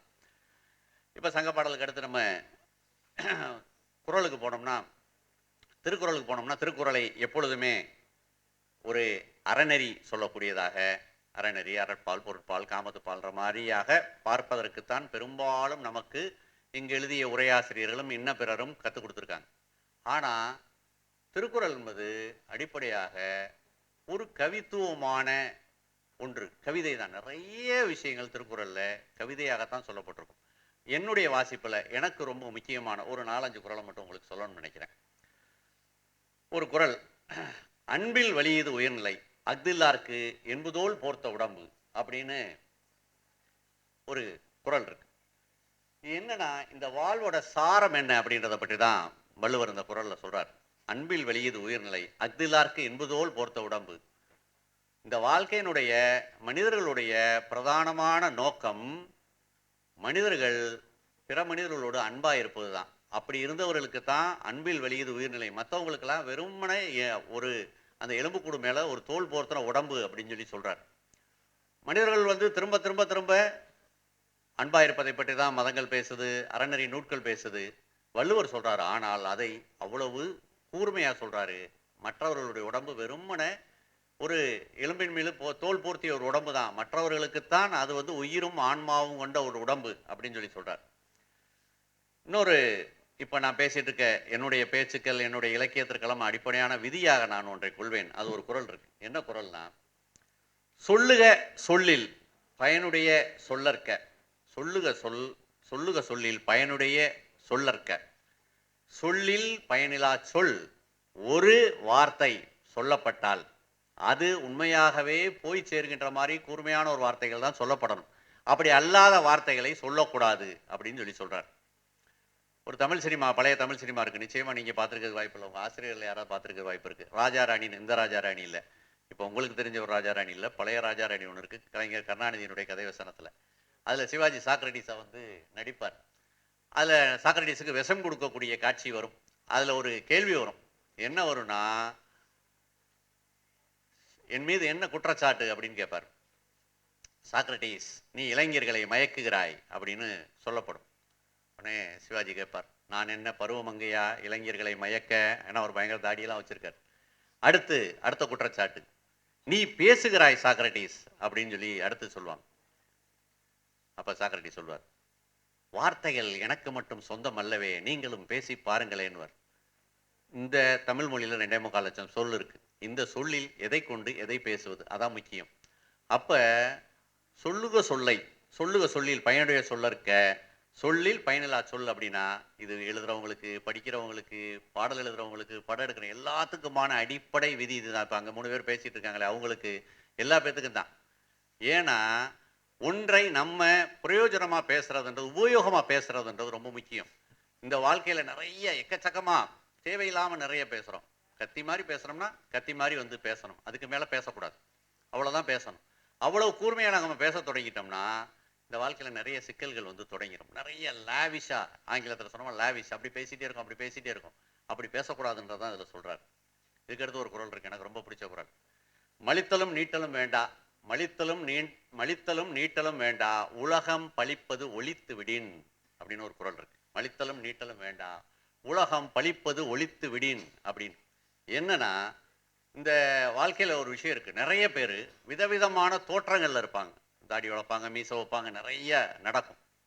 ஆனா அதுல ஒரு விஷயம் என்ன அப்படின்னா, ஒரு மனிதன் தன்னை வித்தியாசமாக காட்டிக்கொள்வது என்பது தோற்றத்தின் வழியாக அல்ல, அவனுடைய வாழ்க்கையின் வழியாக. இப்ப காந்தி இருக்கார், காந்தியோட ஒரு புகழ்பெற்ற வரி இருக்கு, my life is my message அப்படின்றதான், என் வாழ்வே செய்தி. இதான் காந்தி சொல்லக்கூடியது. அப்போ ஒருவர் தன்னுடைய வாழ்க்கையின் வழியாக என்ன சொல்கிறாரோ, அவர் என்ன செய்கிறாரோ, அதுதான் அவருடைய செய்தியை ஒழிய, அவர் என்ன வேணாலும் பயங்கரமா வந்து உடை அணிந்து கொள்ளலாம், எப்படி வேணாலும் முடிய வைத்துக் கொள்ளலாம், என்ன வேணாலும் செய்யலாம். ஆனா அது எதுவுமே, இதெல்லாமே வெறும் தோற்றம் தான். அப்ப இதுல வள்ளுவர் என்ன சொல்றாரு, நீட்டலும் மலித்தலும் வேண்டா, மலித்தலும் நீட்டலும் வேண்டா, உலகம் பழிப்பது ஒழித்து விடு. இப்படியெல்லாம் நீங்க உங்களை வேறுபடுத்தி காமிச்சுக்கிற வேண்டியது இல்லை, அவசியமே இல்லை. உலகம் பழிக்கிறத விட்டுட்டீங்கனாலே போதும். இந்த வேறுபாடுகள் எல்லாமே மிக மேம்போக்கானவை, வெறும் தோற்றம் தான். பாரதியாரை துறை கழிச்சோம்னா தோற்றப்பிழை தான், அவ்வளவுதான். பார்க்கறதுக்கு அந்த நேரத்தில் வேணா ரொம்ப கலகக்காரர்கள் மாதிரி இருக்குமே ஒழிய, உண்மையாகவே கலகம் செய்யணும்னா அது வாழ்க்கையில செய்யணும், அதான் முக்கியம். தமிழ்நாட்டின் ஆக முக்கியமான கலகக்காரர் என்று சொல்லப்படுகின்ற பெரியார் ரொம்ப சாதாரணமாக ஒரு தாடி வச்சிருப்பார், அவ்வளோதான். வேற மிச்சபடி அவர் ஜீன்ஸ் எல்லாம் போட்டுக்கல, அவர் எப்பயுமே கைலி கட்டியிருந்தார், வேஷ்டி கட்டியிருந்தார், இப்படி தான் இருந்தார். அப்ப கலகம் என்பது வாழ்வில் செயல்களின் வழியாக செய்யக்கூடியது. அடுத்து ரொம்ப முக்கியமான ஒரு குறள் இருக்கு, எனக்கு ரொம்ப பிடித்த குறள். கூத்தாட்டு அவை குலத்தற்றே, பெருஞ்செல்வம் போக்கும் அது வெளித்தற்று. இந்த குறளினுடைய அர்த்தம் என்னன்னா, ஒருவருக்கு செல்வம் வரும் பொழுது ஒரு நாடக காட்சிக்கு எப்படி பார்வையாளர்கள் வருவார்களோ அப்படித்தான் வரும் அப்படின்னு வள்ளுவர் சொல்றார். ஒருத்தரா வருவாங்க, ஒரு தேட்டருக்கு படம் பார்க்க வரும்பொழுது ஒருத்தரா தான் வருவாங்க. ஆனா படம் முடிந்தோ நாடகம் முடிந்தோ போகும்போது மொத்தமா போயிடுவாங்க. அப்ப செல்வம் மனிதர்களுக்கு வரும் பொழுது கொஞ்சம் கொஞ்சமா வருது, போகும் பொழுது அப்படியே மொத்தமா போயிருது. அப்ப அதுக்கு எதை உதாரணமா சொல்றாருன்னா, ஒரு நாடக அரங்கத்தை தான் வள்ளுவர் வந்து உதாரணமாக சொல்றார். அப்ப அப்படித்தான் வருது, ஆனா போகும்போது மொத்தமா போயிருது. இப்ப இந்த உதாரணத்தை சொல்வதன் வழியாகத்தான் இவ்வளோ காலம் கழித்தும் இந்த குறள் இன்றைக்கும் நிக்குது. அதுதான் அதனுடைய முக்கியத்துவமே. ஒரு ராமாயணத்துல ஒரு வரி ஒன்று இருக்கும், என்ன அப்படின்னா, ராமனோட காட்டுக்கு வரேன்னு சீதை சொல்லிட்டே இருக்காங்க. இதை பற்றி ரொம்ப கேலியான ஃபோக்லோர்ல, நாட்டுப்புறவையில் சில கதைகள்லாம் உண்டு. ராமன் வந்து காட்டுக்கு போறார், காட்டுக்கு போறப்ப சீதை வரேன்னு சொல்றாங்க. கன்னட நாட்டுப்புற ராமாயணத்துல ஒரு சம்பவம் இருக்கும்.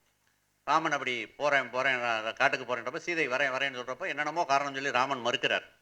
அப்போ கடைசியாக ராமன் கேட்பார் சீதைகிட்ட, ஏதாவது ஒரு காரணம் சொல் உன்னை என்ன நியாயமாக கூட்டு போகிறதுக்கு அப்படின்னு சொல்லும்போது சீதை ஒன்று சொல்லுவாங்க, ராமாயணத்திலே அப்படி தான்ப்பா சொல்லியிருக்குன்னு சொல்லுவாங்க. இப்படி ஒரு பதில் இருக்குது சீதைகிட்ட. அப்போ இந்த இடம் கம்பராமாயணத்தில் வருது. சீதை வந்து ராமனோட வருவேன் வருவேன்னு சொல்கிறாங்க. அப்போ ஒரு உரையாடல் நடக்குது ரெண்டு பேர்த்துக்கும். ராமன் வந்து அந்த காடு எவ்வளோ கொடூரமானதுன்றதை பற்றி பேசுகிறார். பரிவிகத்து மனத்து ஒரு பற்று இல்லாத உருவுகின்றவனை ஊழி அறுக்கணும் எரியும் என்பது யாண்டையது ஈண்டு நின் பிரிவினும் சுடுமோ பெருங்காடு என்றால். அதாவது இந்த காட்டில் போகும்போது கடுமையான வெயில் இருக்கும், காடு இருக்கும், இவ்வளோ வெம்மையை உன்னால் தாங்க முடியாது. அப்படின்றப்ப சீதையினுடைய ஒரே ஒரு வரி பதில் தான் முக்கியமான பதில், நின் பிரிவினும் சுடுமோ பெருங்காடு. அதான் சீதையினுடைய பதில். உன்னுடைய பிரிவை விட அந்த சூடு எனக்கு பெரிதல்ல அப்படின்னு சொல்கிறதான் சீதையினுடைய பதில். இந்த ஒரு வரி தான், இந்த ஒரு வரி சொன்ன சீதையைத்தான் பின்னதாக ராமன் தீக்குளிக்கெல்லாம் வைக்கிறார். அதெல்லாம் அப்புறம் பிரிவினும் சுடுமோ பெருங்காடுன்னு சொன்னார். அப்புறம் வந்து அந்த ராமன் வந்து அவங்கள வந்து தீக்குளிக்கெல்லாம் வச்சார். அது பகுத்தறிவு சார்ந்து நம்ம கேட்கக்கூடியது. ஆனால் பொயட்டிக்கா ராமாயணத்தினுடைய சாரம் இதுதான், நின் பிரிவினும் சுடுமோ பெருங்காடுன்னு சொல்லி தான் சீதை வந்தாங்க. அப்படி போனனால தான் அவங்களுக்கு அவ்வளோ துயரம் வந்துச்சு.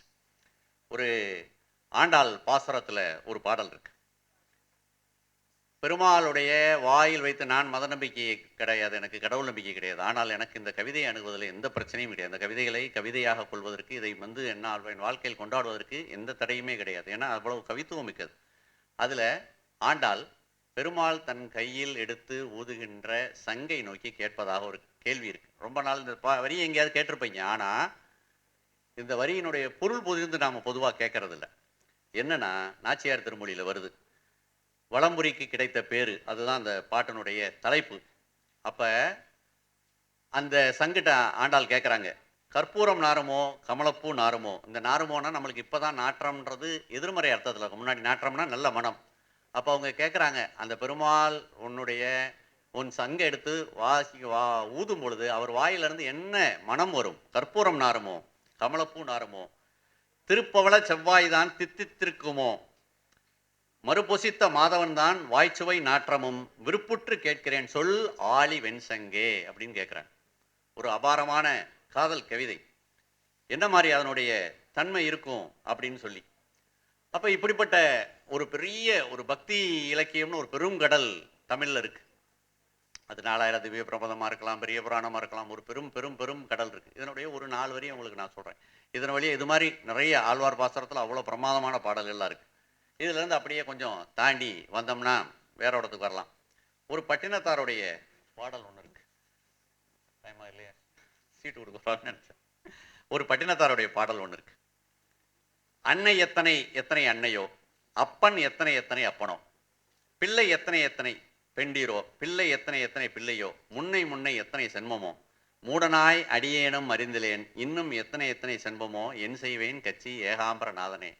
தன் ஒரு வாழ்க்கையில் எனக்கு இன்னும் எத்தனை அப்பா எத்தனை அம்மா இன்னும் எத்தனை ஜென்மம் இருக்குது அப்படின்னு சொல்லி பட்டினத்தாருடைய ஒரு பாடல். இந்த வாழ்க்கையினுடைய இது எங்கே முடியுது, இந்த வாழ்க்கைக்கு என்ன அர்த்தம், அல்லது எவ்வளவு இந்த பிறவிகள் தொடர்ந்துட்டு இருக்குன்றதை பற்றி பட்டினத்தாருடைய ரொம்ப பொய்ட்டிக்காக சொல்கிறார். இதே பட்டினத்தார்கிட்ட வேற ஒரு பாட்டு இருக்குது, ரொம்ப இன்றைக்கு ரொம்ப பொருத்தப்பாட்டுடைய ஒரு பாட்டு. என்ன அப்படின்னா, அந்த பாட்டினுடைய ரொம்ப அழகான பாட்டு, கையொன்று செய்ய விழியொன்று விழியொன்று நாட, கை ஒரு காரியத்தை செய்யுது, பார்வை வெளியொன்று வேற ஒன்று பார்க்குது, கருத்தொன்றை மனது என்ன, பொய்யொன்று வஞ்சக நாவு பேச, பொய் ஒன்று நாவு பேசுது, புலால் கவனம் மெய்யொன்று மெய்யொன்று சார, வேற ஒன்று அந்த உடம்பு எதை யோசிச்சுக்கிட்டு இருக்கு, ஒன்றை சார்ந்து நிற்கிது, செவியொன்று கேட்க விரும்பும் யான் செய்கின்ற பூசையை எவ்வாறு கொள்வாய்வினை தீர்த்தவனே அப்படின்னு கேட்குறாரு. அதாவது ஒரே நேரத்தில் நம்ம இன்னைக்கு வந்து திரும்ப திரும்ப திரும்ப வந்து அட்டென்ஷன் சீக்கிங், ஒரு விஷயத்தில் என்னால் மனதை குவிக்கவே முடியலன்றதெல்லாம் இன்னைக்கு ரொம்ப பெரிய முக்கியமான கேள்வி. எல்லாருமே வந்து மொபைல் ஃபோனை பார்த்துட்டே இருக்காங்க. யாருமே ஒரு நேரத்தில் ஒரு காரியத்தை செய்வதே கிடையாது. இன்னைக்கு சாப்பிட்டுட்டு இருக்கும்போது ஃபோன் பார்த்துட்டு இருக்காங்க, வண்டி ஓட்டும் போது ஃபோன் பேசுகிறாங்க, எல்லாமே நடக்குது. ஒரு ஜென் ஃபிலாசபியில் ஒரு ஜப்பானிய புத்த மதத்தினுடைய ஒரு பிரிவு, அதில் ஒரு அடிப்படையான ஒரு தத்துவம் ஒன்று இருக்குது. என்ன அது சொல்லுன்னா, நீங்கள் எதை செய்கிறீர்களோ அதுவாக இருங்கள். அதான் ஜென் சொல்லக்கூடிய. சாப்பிடும்போது நீங்கள் சாப்பாடாக மாறணும். பெரியசாமி தூரன்னு தமிழ் ஒரு பெரிய அறிஞர், அவருடைய ஒரு பாடல் வரி ஒன்று வரும், என்னை ஒரு பாட்டாகவே மாற்றிவிடுன்னு சொல்லுவார். ஒன்றை நீங்கள் செய்யும் பொழுது அதுவாகவே நீங்கள் ஆனீர்களே என்றால் தான் அதை நீங்க முழுசா அனுபவிக்கிறீங்கன்னு அர்த்தம். இன்றைக்கு நீங்க நம்மளோட சுத்தி இருக்கவங்கள இப்ப இந்த அரங்கத்துல நிறைய பேருக்கு இந்த பேச்சு எப்படி இருக்கு என்னெல்லாம் தெரியல. வேற வேற வேற வேற எங்கெங்கேயோ கவனம் இருக்கு, என்னென்ன ஒருக்கு இப்படிதான் இருக்காங்க. ஆனால் பெரும்பாலான சமயங்களில் நாம் அப்படித்தான் அந்த வாழ்க்கையில இருக்கோம். அப்ப பட்டினத்தார் கேட்கிறார், என் கண் ஒரு இடத்துல பாக்குது, கை எங்கேயோ பாக்குது, கை ஒண்ணு செஞ்சுட்டு இருக்கு, கருத்தை ஏதோ யோசிக்கிறேன், உடம்பு எங்கேயோ இருக்கு, இதுக்கு நடுவுல செய்யக்கூடிய இந்த பூசையை நீ எப்படி ஏற்றுக்கொள்கிறாய் அப்படின்ற மாதிரியான தன்மையில வந்து கடவுள்கிட்ட வந்து கேட்கிறார். இதுல இருந்து இன்னும் கொஞ்சம் மாறி வள்ளலார் வேற ஒண்ணு பேசுவார். வள்ளலார் உங்களுக்கு தெரியும், சென்னை சார்ந்தவர் தான். அவருடைய ஒரு புகழ்பெற்ற பாடல் ஒன்று உண்டு. அந்த பாடனுடைய சில வரிகளை மட்டும் படிக்கலாம். நான் என்ன பாவம் செஞ்சேன் இந்த பிறவி எடுத்திருக்கேன் அப்படின்றத பத்தி வள்ளலார் ஒரு பெரிய நீளமான பாட்டு, அதுல சில வரிகளை மட்டும் படிக்கலாம். நல்லோர் மனதை நடுங்கச் செய்தேனோ, வலிய வழக்கிட்டு மானங்கெடுத்தேனோ, தானம் கொடுப்போரை தடுத்து நின்றேனோ, கலந்த சிநேகினரை கலகம் செய்தேனோ. இன்னும் ரொம்ப அழகான பின்னாடி ஒரு வரி வரும், குருவை வணங்க கூசி நின்றேனோன்னு ஒரு வரி இருக்கு. ரொம்ப முக்கியமான வரி. பெரும்பாலும் ஆசிரியர்களுக்கு உரிய மரியாதையை தருவதற்கு எப்பயுமே மாணவர்களுக்கு தயக்கம் இருக்கு. இங்கே இல்லை, எல்லா வெவ்வேறு வகையான. குருவை வணங்க கூசி நின்றேனோ, குருவின் காணிக்கை கொடுக்க மறந்தேனோ, கற்றவர் தம்மை கடுகெடுத்தேனோ, பெரியார் பாட்டில் பிழை சொன்னேனோ. இன்னொரு வரி இருக்கு, ரொம்ப அழகான வரி, ரொம்ப முக்கியமான, இன்னைக்கு ரொம்ப பொருத்தப்பாடுடைய ஒரு வரி. பொது மண்டபத்தை போய் இடித்தேனோ, ஆலய கதவை அடைத்து வைத்தேனோ, சிவனடியாரை சீர வைத்தேனோ, தவம் செய்வோரை தாழ்வு சொன்னனோ. இப்படியே இப்படியே இப்படியே போயிட்டே இருக்கு. அப்ப இவ்வளவு பாவம் செய்தனால நான் இந்த பிறவி எடுத்திருக்கேன்றதை பற்றி சொல்ல பெருசு. இது மியூசிக்காவே கிடைக்கும். மலையூர் சதாசிவம்னு ஒருத்தர் பாடுவார், நீங்க கேட்கலாம். என்ன பாவம் செய்தேனோ என்ன பாவம் செய்தனோ, பெரிய பாடல். அவ்வளோ வரியும் அவ்வளவு முக்கியமான வரிகள். ஏன்னா அந்த வாழ்க்கையில் நம்ம என்னெல்லாம் பாவம் செய்கிறோமோ அது மொத்தத்தையும் பட்டியலிடுறாரு. கிட்டத்தட்ட இபிகோல என்ன செக்ஷன் இருக்கோ அந்த செக்ஷன்ல என்னென்ன குற்றமெல்லாம் இருக்கோ அவ்வளோத்தையும் சேர்த்து செய்கிறதா வந்து அதில் சொல்லுவார். வரிசையா ஒரு வரி எழுதுப்பாரு. பக்ஷியை கூண்டில் பதைக்க அடைத்தேனோ, கன்றுக்கு பால் விட்டாது கட்டி வைத்தேனோ, ஊன் சுவை உண்டு உடல் வளர்த்தேனோ, கல்லும் நெல்லும் கலந்து விற்றேனோ. அவ்வளவு குற்றத்தை, உலகத்தில் கூடிய எல்லா குற்றத்தையும் பட்டியலிடுறார். அவ்வளோத்தையுமே இதெல்லாம் செஞ்சனால தான் இந்த பிறவி எடுத்தணும் அப்படின்னு சொல்லி பட்டினத்தார் சொல்றார்.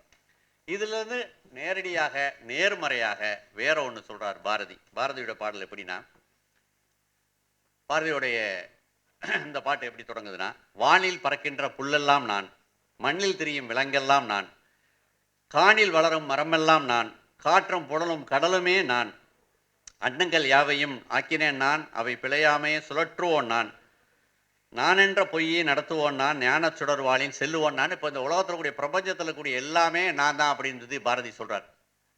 ஏன் இது ரொம்ப முக்கியமான ஒரு பாடல் அப்படின்னா, இந்த உலகத்தினுடைய ஒரு சிக்கலான விஷயம் என்ன அப்படின்னா, மனிதர்களுடைய ஆக முக்கியமான சிக்கலே அவர்கள் மனிதர்கள் என்ன செய்ய, இந்த உலகத்தில் கூடிய எல்லாத்தையும் விட நம்ம தான் மேம்பட்டவர்கள் நினைக்கிறாங்க. இந்த உலகத்தை மொத்தத்தையும் ஆட்டி படைப்பதற்கான எல்லா ஆற்றலும் எல்லா சக்தியும் தனக்கு இருப்பதாக மனிதர்கள் நம்பிக்கிறாங்க. அது மாதிரியான பிழை வேற ஒன்றுமே கிடையாது. இந்த உலகத்துல கரப்பாம்பூச்சி ஒரு புத்தகம் எழுதுச்சுன்னா, கரப்பாம்பூச்சி ரொம்ப காலம் உயிர் வாழக்கூடியது, எல்லாத்தையும் தாண்டி உயிர் வாழும். கரப்பாம்பூச்சி ஒரு புத்தகம் எழுதுச்சுன்னா மனிதர்களுக்கு ஒரு 3 பக்கம் தான் ஒதுக்கும். 3000 பக்கத்துல. மனிதர்கள் அவ்வளவு சின்னவர்கள். இந்த பிரபஞ்சத்தினுடைய ஒரு பாகம் தான் மனிதர்கள். இந்த பிரபஞ்சத்துக்குள்ள ஒரு சின்ன ஆள் தான் மனிதன். ஆனா இந்த பிரபஞ்சத்தை நான் அழிப்பதற்கு எனக்கு அதிகாரம் இருக்கு, என்ன வேணாலும் செய்வதற்கு அதிகாரம் இருக்குன்னு மனிதர்கள் நினைத்துக்கிறாங்க. பஷீரை ஏற்கனவே சொன்னேன். பஷீரோட இன்னொரு கதையினுடைய பேரு பூமியுடைய அவகாசிகள். இந்த பூமியில எல்லா விலங்குகள் மிருகங்கள் எல்லாத்துக்கும் பங்கு இருக்கு, அதில் நானும் ஒரு ஆள் அப்படின்றதான் மனிதர்கள் நினைக்கணும். பாரதியினுடைய இந்த யூனிவர்சலான பார்வைன்றது என்னன்னா, மொத்த உலகத்திலையும் நான் அதனுடைய ஒரு அங்கம்ன்றதான் பாரதி சொல்றார். எங்க இது ரொம்ப முக்கியமானது ஆகுதுன்னா, இந்த இயற்கையை மதிக்கிறதுன்றது எங்க ரொம்ப முக்கியமான ஆகுதுன்னா, ஒரு தமிழ்ல ஒரு நாவல் வந்திருக்கு, சீன நாவல், ஓநாய்குல சின்னம் அப்படின்றது அந்த நாவலுடைய தலைப்பு. அதுல ஒரே ஒரு சம்பவம் சொன்ன இந்த பாரதியினுடைய இந்த வரி ரொம்ப முக்கியத்துவம் பெறும். மங்கோலியால பெரிய புல்வெளிகள் இருக்கு. இந்த புல்வெளிகளில் மான் நிறைய மான் இருக்கு. இந்த மான்களை வேட்டையாட ஓநாய் வருது. சீன புரட்சிக்கு பிறகு இந்த ஓநாய்களை புறம் கொல்றதுன்னு முடிவு பண்றாங்க. அப்ப இருக்கக்கூடிய மங்கோலியர்கள் என்ன சொல்றாங்கன்னா, ஓநாயை கொள்ளாதீங்க, ஓநாயும் வேணும் அப்படின்னு சொல்றாங்க. ஆனா அவங்க ஓநாயை புறாமே வேட்டையாடுறாங்க. ஓநாயை வேட்டையாடுறதுடைய விளைவு என்ன இருக்குன்னா, ஒரு கட்டத்துல மானை கட்டுப்படுத்துவதற்கு ஓநாய்கள் இல்லை. புல் அப்படியே வளர்ந்து அப்படி நிறைய வந்து புல் வளருது, அது பூரா மான் சாப்பிட்றது. மான் சாப்பிட்ட பிறகு அங்க இருக்கக்கூடிய மாடுகளுக்கு எந்த விதமான பிராணிகளுக்கு எந்த புல்லுமே கிடையாது. கொஞ்ச நாள்ல அந்த காடு முற்றிலுமாக அழிந்து போகுது. அப்ப இயற்கையில ஒரு பெரிய சுழற்சி இருக்கு. இந்த சுழற்சியில எதையாவது ஒரு கண்ணியை போய் நம்ம வெட்டினோம்னா அழியும். அப்ப இதனுடைய இடத்துல இருந்துதான் பாரதியினுடைய இந்த பாட்டை நம்ம பார்க்கணும். எல்லாமே நான், இந்த பிரபஞ்சத்தினுடைய எல்லாமே நான், இந்த பிரபஞ்சத்துக்குடைய எல்லாத்துக்கும் ஒரு இடம் இருக்குன்றது தான் பாரதி சொல்றார். இதுல இருந்து நம்ம இன்னும் கொஞ்சம் தள்ளி வந்தோம்னா பாரதிதாசன் வரலாம். பாரதிதாசன் ஒரு ஆத்திச்சூடி எழுதியிருக்கார். அந்த ஆத்திச்சூடியில சில ரொம்ப அருமையான சில வரிகள் இருக்கு. அனைவரும் உறவினர் அப்படின்னு பாரதிதாசன் ஒரு வரி இருக்கு. காற்றினை தூய்மை செய் அப்படின்னு ஒரு வரி இருக்கு. கேட்டு விடையிறு அப்படின்னு ஒண்ணு இருக்கு. இன்னும் ரொம்ப அழகான ஒரு வரி சொல்லுவாரு. துன்பம் இன்பத்தின் வேர் அப்படின்னு பாரதிதாசன் ஒரு வரி இருக்கு. இது எல்லாமே பாரதிதாசனுடைய ஆத்திச்சூடியில வர்றது.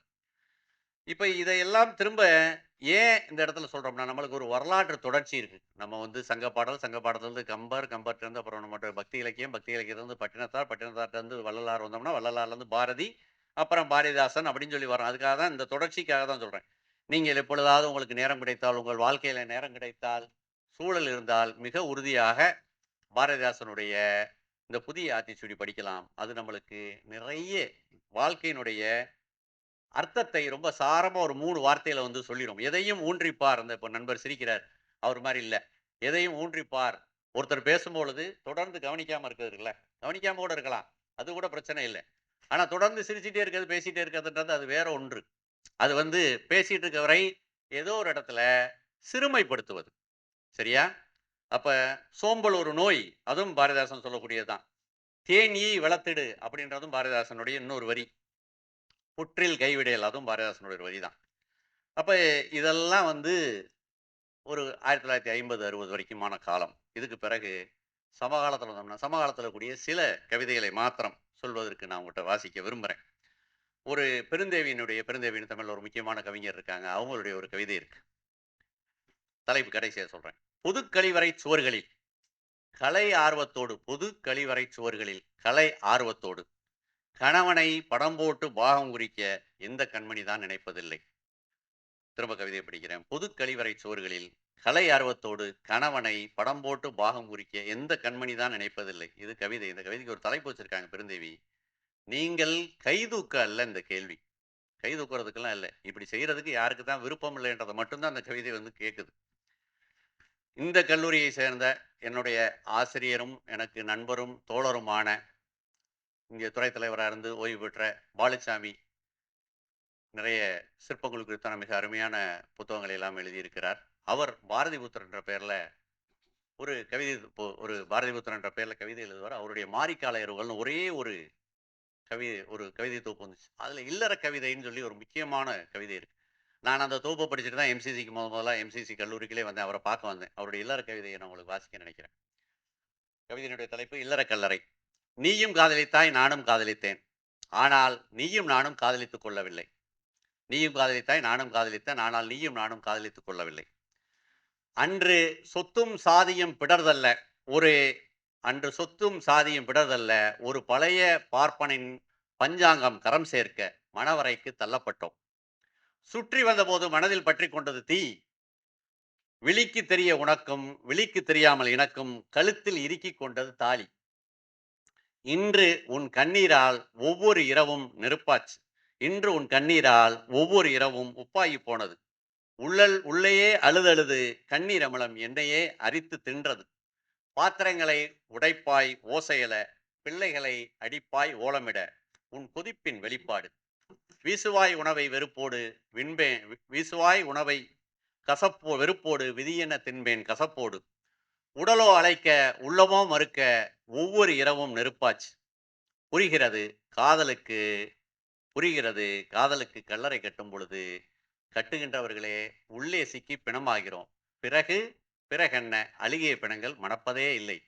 எல்லா காலகட்டத்துக்கும் பொருத்தமான ஒரு கவிதை. ஒரு வாழ்க்கை என்பது ஒரு எந்த வகையிலும் மனம் சேராத 2 பேர் இணையும் பொழுது அந்த வாழ்க்கை என்னவாகுதுன்றத பற்றி அப்படியே ரத்தத்தை அப்படியே சுண்ட வச்ச மாதிரி எழுதுறார்.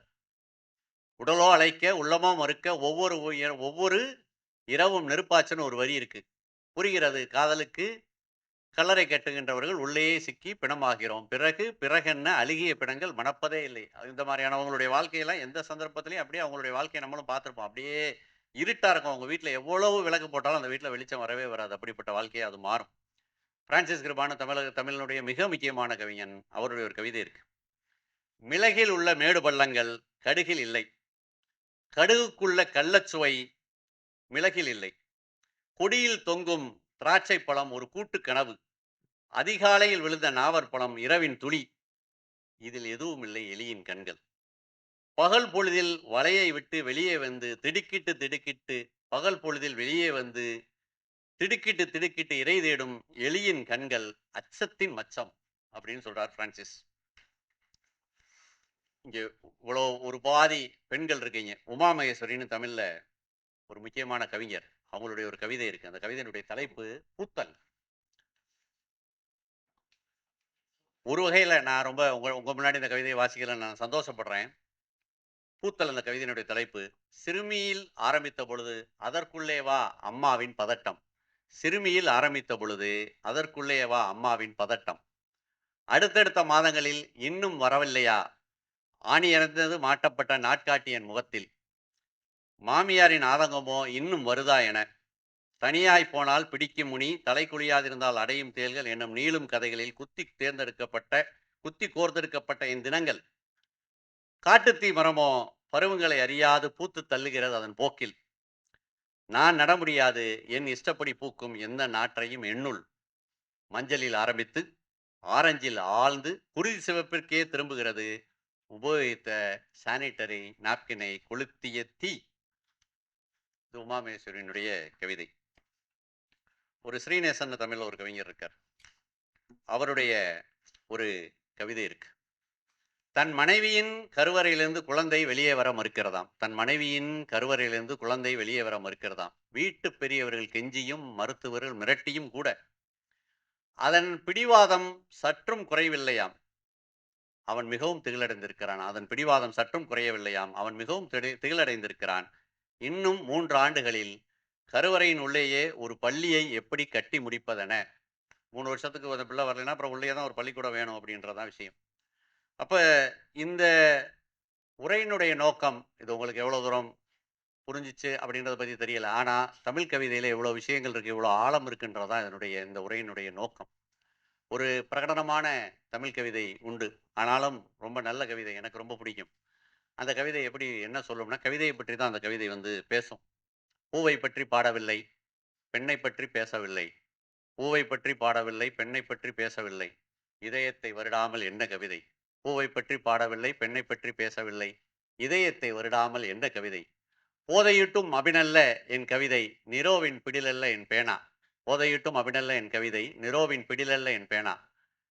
எங்கேனும் இதயத்தின் ஓரத்தில் மனிதம் இருந்தால் நிச்சயம் நெருடும், இல்லையெனில் நெருப்பாய் சுடும். எங்கேனும் ஒரு ஓரத்தில் மனிதம் இருந்தால் நிச்சயம் நெருடும், இல்லையெனில் நெருப்பாய் சுடும்.